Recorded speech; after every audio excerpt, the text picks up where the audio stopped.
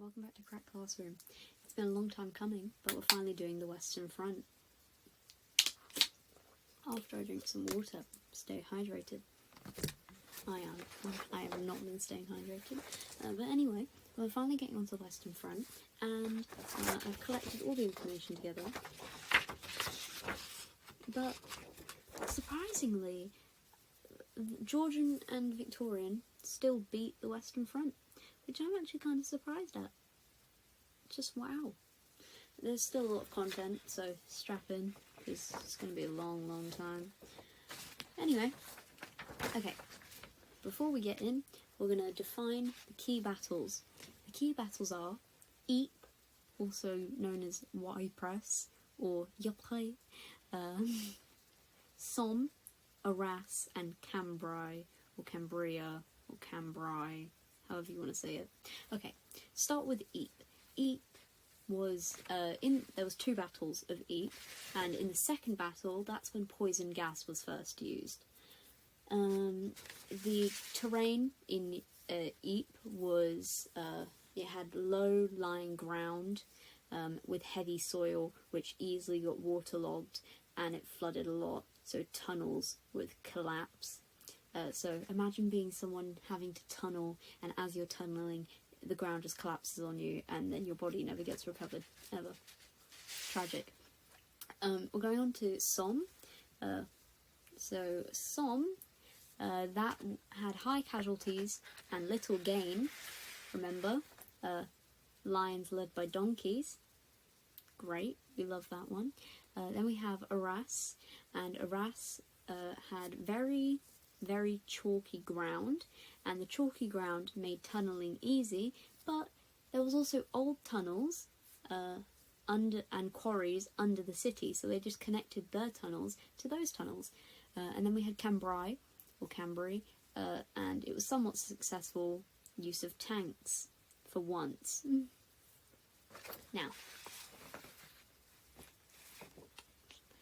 some sources that we could get given, or that you could mention, are the National Army Surface records, newspapers, photographs, government reports, hospital records, medical articles, army statistics, personal accounts, or medical treatment by soldiers, doctors, or nurses. Now, the trenches, they had some features. One of the features was barbed wire, which acted as protection, and it split the trenches up from no man's land, which was the area between the trenches where fighting occurred most of the time. Then you have the parapet, the elbow rest, and the firing step, and those all supported the soldier when they were going to fire their gun. Then we have the ammunition shelf, and the ammunition shelf helped to quickly reload ammo.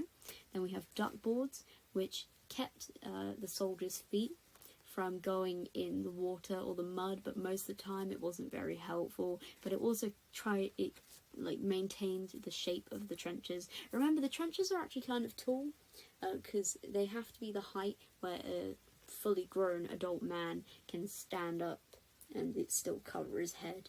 So they are quite tall. Then we have sandbags, and sandbags absorbed moisture, but they also absorbed shell fire. So if some shrapnel flew into the trenches, the sandbags would act as a buffer. Then we have the dugout, and the dugout was like a little thing. It was mostly near where the parapet was, and the firing steps, where they could just hide out, they could sleep, but it was also for safety. So if they were shooting and then something flew, they could just duck into them and be protected, hopefully. Then we have the trenches, and the trenches were a network, and they were intertwined with other trenches. They also went underground sometimes, and they zigzagged. Now they zigzagged so that if an enemy soldier got into the trenches, they couldn't just fire straight ahead and shoot a bunch of people down. Also, if shrapnel got flung, or artillery got flung into the trenches, then obviously it would be quite hard to make a direct hit, because the trenches are kind of going like this. But the zigzag shape also had consequences, not good consequences, it had negative consequences, because stretcher bearers couldn't go through them easily with the stretchers, because obviously they're going to have to like maneuver around the zigzag shape. So some timings.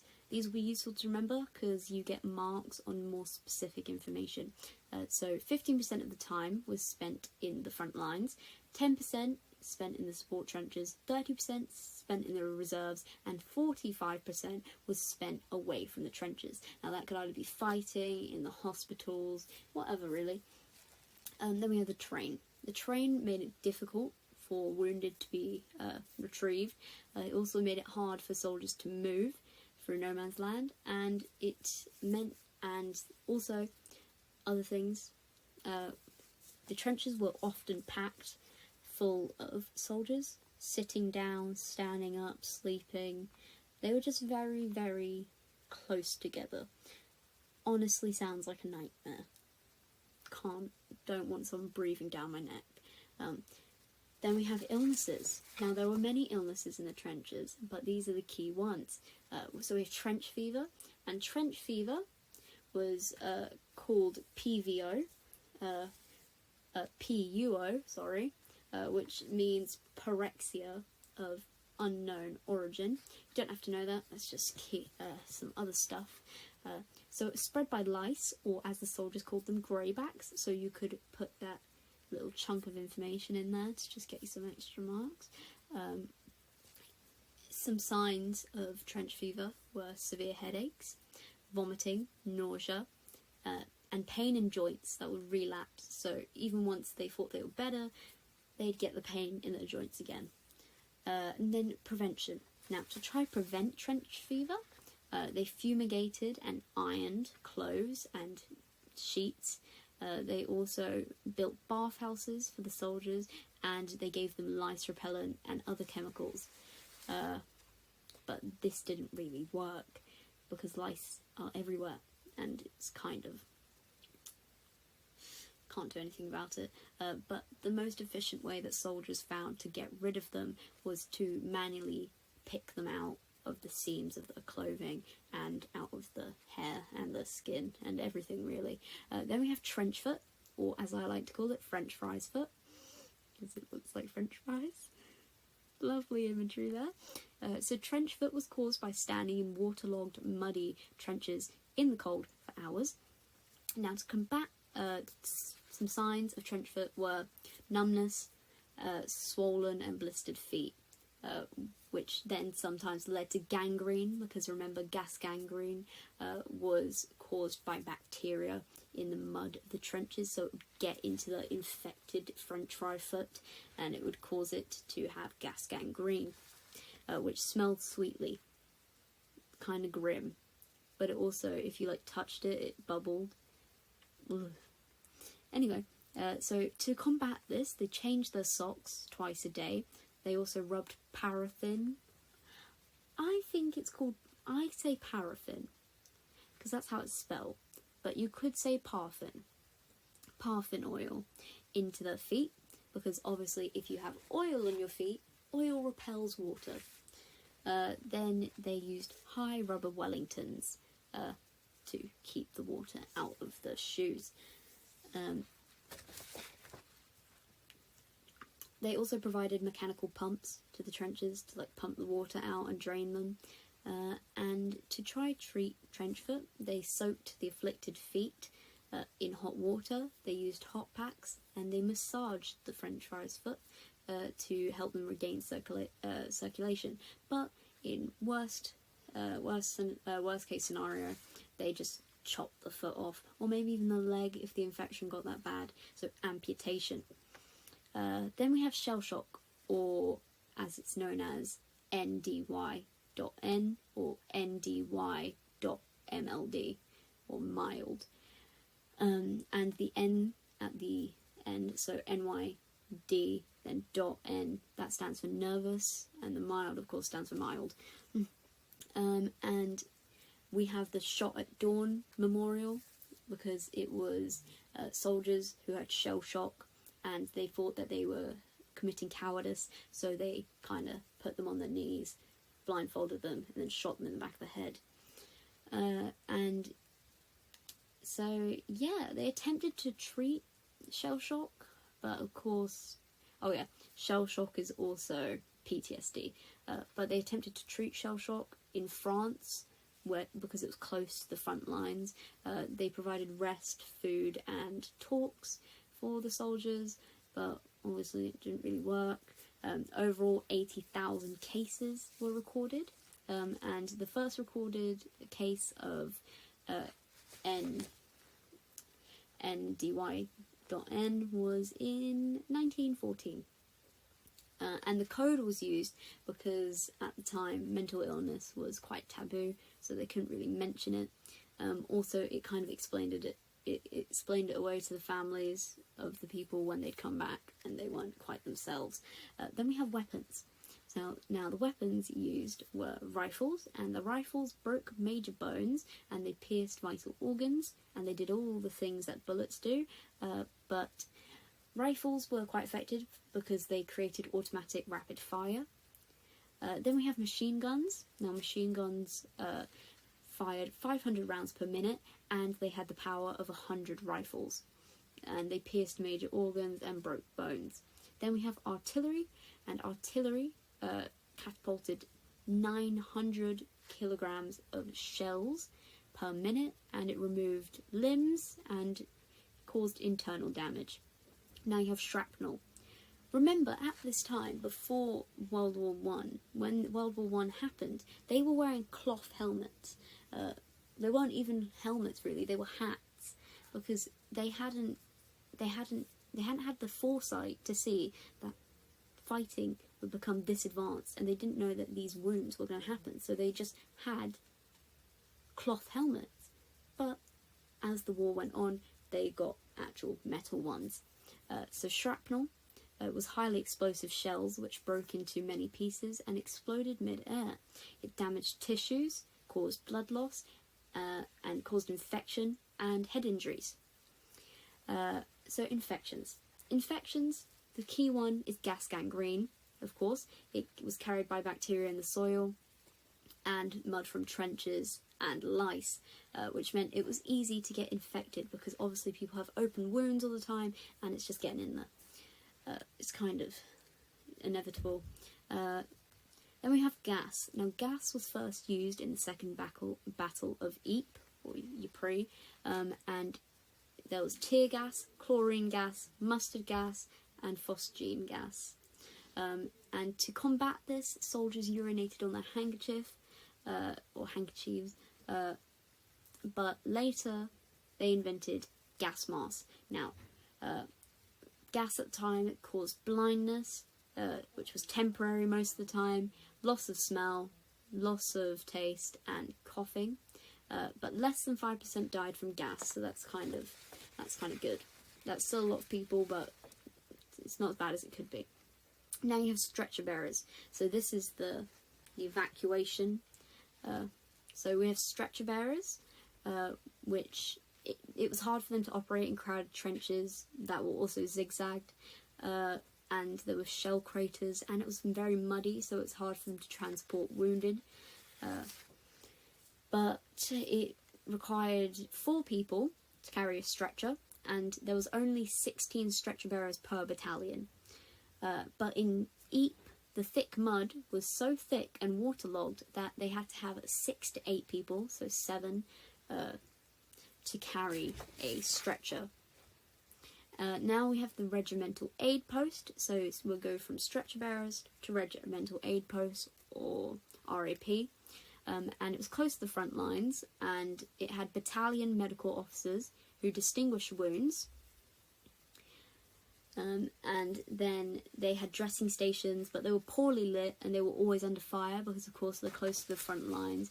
And these regimental aid posts could be in dugouts, abandoned buildings, or just behind walls. Wherever they could put them, they put them.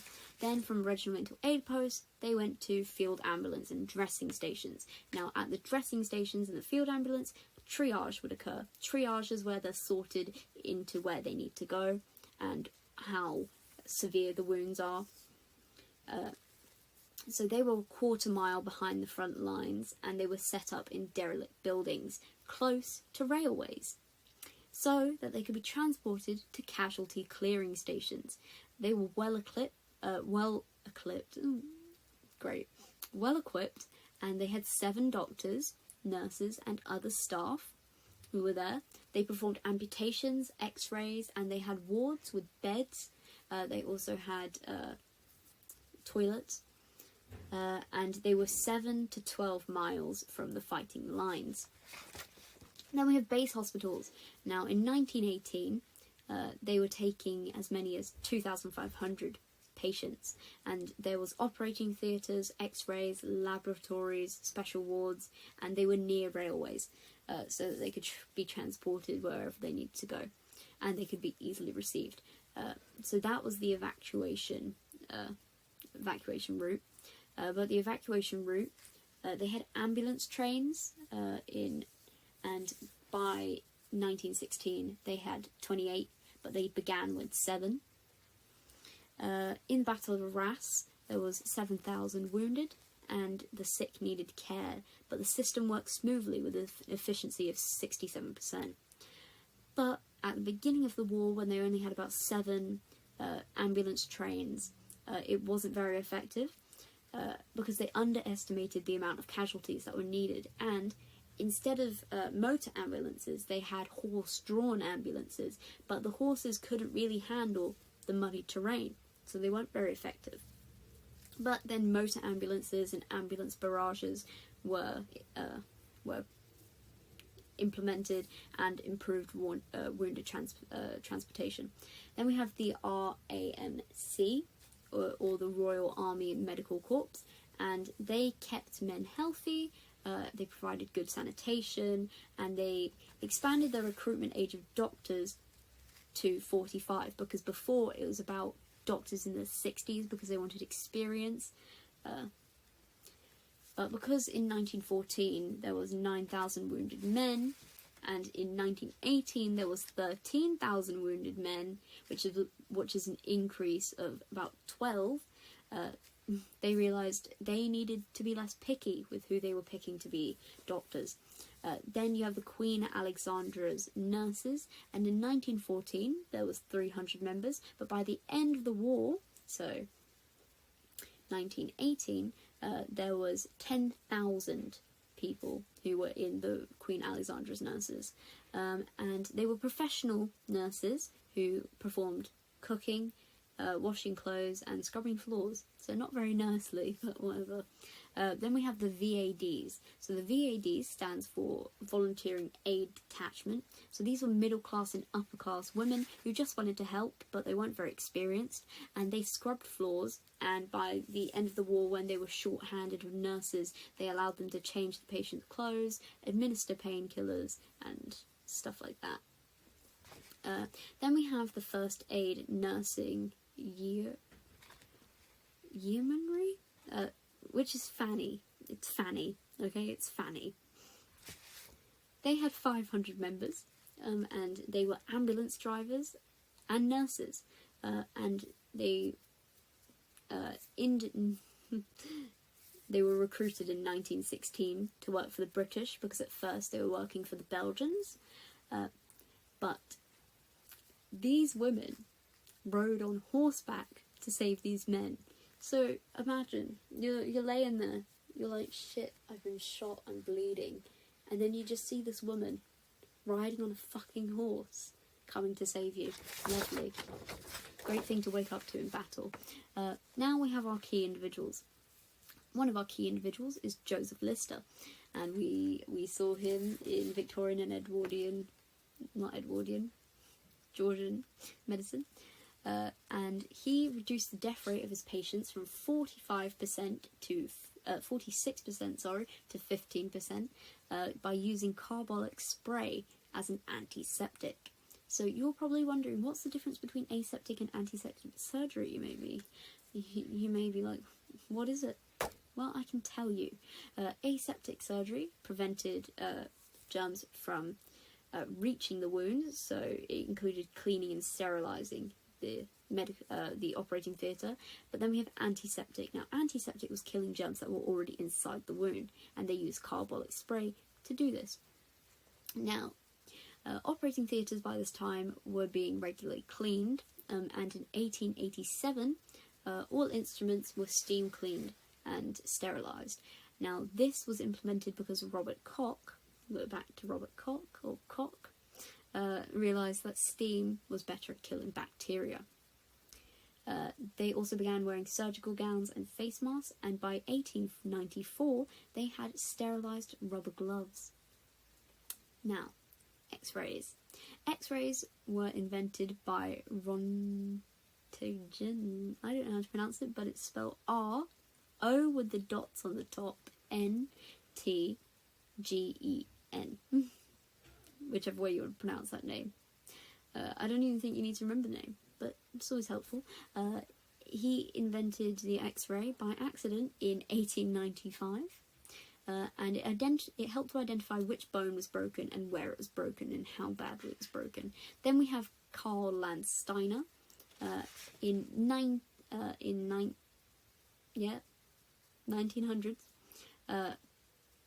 1900. You say the 2000s. Do you just say 1900s?